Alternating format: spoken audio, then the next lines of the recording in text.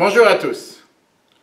La paracha de cette semaine s'appelle Ki Tavo, mais ce Shabbat, c'est aussi une date très importante pour le peuple juif et particulièrement dans le calendrier chassidique avec la date anniversaire, la naissance du Baal Shem Tov il y a 319 ans, le fondateur de la chassidoute, et le même jour, la naissance du Admour Hazaken, connu sous le nom du Rabbi Shneur Zalman, premier rabbi de Chabad, l'auteur du Shulchan Aruch et du fameux livre le Tanya, il y a 279 ans. Tout naturellement, nous allons nous arrêter sur ce qui est le paragraphe le plus long de la paracha de cette semaine, qui est aussi connu sous les réprimandes, parfois même appelées les malédictions. En effet, les premiers 5 passages de la paracha sont très courts, et après vient 98 versets dans lesquels la Torah s'exprime avec différentes réprimandes. Qu'est-ce qui pourrait arriver éventuellement si une personne du peuple juif ne se comporte pas comme Dieu désire et Dieu lui demande? Pour la communauté séfarade, ça fait déjà plus de 10 jours qu'ils ont commencé la période des slichot. Pour les Ashkénazes, ça commencera, si Dieu veut, la semaine prochaine. Nous savons tous qu'il y a la fameuse chanson que dans toutes les synagogues séfarades est chantée lors des slichot, ainsi que lors de la prière de Kippour. Nous avons fauté devant toi, pardonne-nous. La question qui est demandée: comment pouvons-nous faire tchouva alors que nous sommes dans le mois d'Elul? Revenir, regretter, réparer ce que nous avons pu causer ou faire pas bien durant l'année écoulée. Mais comment ça est compatible avec une chanson?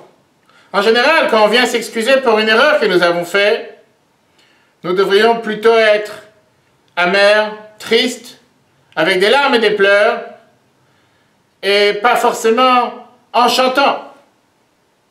D'ailleurs, c'est la raison même qu'après avoir lu ces 98 réprimandes qui sont dans la paracha de cette semaine, la Torah termine sur une note positive en nous disant: tout ça pourrait arriver dû au fait que tu n'as pas servi Dieu avec la pratique des mitzvot, l'étude de la Torah, avec joie et avec enthousiasme du fait que tu avais une abondance dans tout.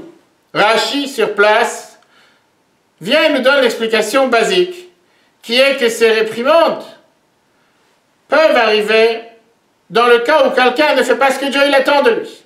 Et c'est ça ce que le Harizal, aussi mentionné dans le Rambam, nous fait remarquer.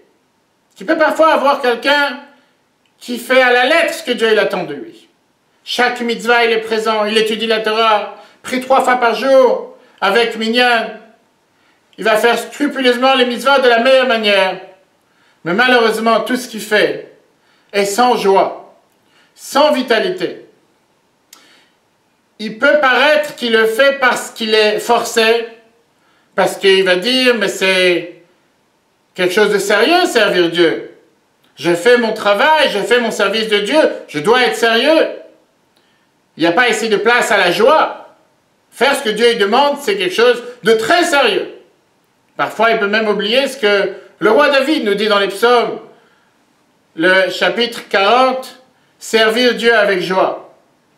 Alors, il va se contenter de faire un faux sourire, ou de faire croire qu'il est joyeux, mais en servant Dieu, il doit être avec une apparence sérieuse, interdit d'être joyeux, d'être heureux.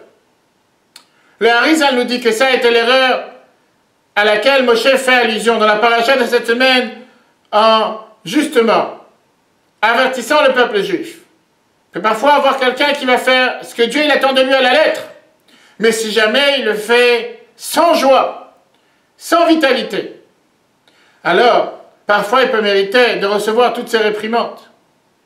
Car même quand nous devons être sérieux dans notre service de Dieu, ça doit être fait avec joie. Ne surtout pas donner l'apparence que nous faisons ce que Dieu attend de nous parce que nous sommes forcés, parce que nous n'avons peut-être pas envie de le faire. On n'a pas le choix, on est obligé de le faire. Et donc, on le fait sans joie, mais avec un énorme sérieux. Vient la chassidoute. Rajoute à ça en nous disant que pas seulement le service de Dieu quotidiennement doit être fait avec joie et avec enthousiasme, même faire teshuvah, même revenir, même regretter, même réparer, même rectifier une erreur que nous avons pu faire dans l'année, ça aussi doit être fait avec joie. Vous allez dire, mais comment est-ce possible? Si je viens réparer, si je viens m'excuser, si je viens demander pardon pour une erreur que j'ai pu faire cette année, je suis conscient que j'ai fait quelque chose de pas bien, alors comment je peux être si joyeux? Vient le Tanya, chapitre 11, et nous dit justement comme quoi, ça c'est la révolution de la chassidoute. Montrer comme quoi je suis conscient de mes erreurs. C'est la raison pourquoi je viens demander pardon, je viens réparer. Mais j'oublie pas un instant que je dois être énormément joyeux, que Dieu me donne la possibilité de pouvoir réparer, de pouvoir faire demi-tour, de pouvoir pas seulement effacer les erreurs, mais se focaliser sur le futur, sur la construction, sur le positif. C'est d'ailleurs le fameux exemple que la Mourazaken, dont on fête l'anniversaire ce Shabbat, nous donne sur le mois d'Elul dans lequel nous nous trouvons. Le mois dans lequel le roi est dans les champs, en faisant allusion à Dieu qui sort de son palais, qui va rencontrer le peuple juif partout où il se trouve. Il attend jusqu'on se tourne vers lui. Et il accepte et il accueille chacun avec joie, avec allégresse, avec enthousiasme. Ça aussi, c'est ce que le Baal Shem Tov nous a enseigné. Comme quoi servir Dieu doit être fait avec joie. Faire tchouva doit être fait avec joie et avec enthousiasme. À ce moment-là, nous sommes garantis, comme la Torah nous dit, que la joie brise toutes les barrières. En étant joyeux, nous avons la force, pas seulement d'agir, pas seulement de faire ce que Dieu il attend de nous, pas seulement de se sentir proche à Dieu, mais de ne pas rester effondré, ne pas rester avec une telle mélancolie, avec une telle tristesse, jusqu'à ne pas savoir comment s'en sortir. À nous de mettre ça en application et de servir Dieu tous les jours avec joie, avec enthousiasme, et être garanti que Dieu écoute nos prières, et qu'on pourra être inscrit et scellé pour une bonne et douce année dans tous les domaines.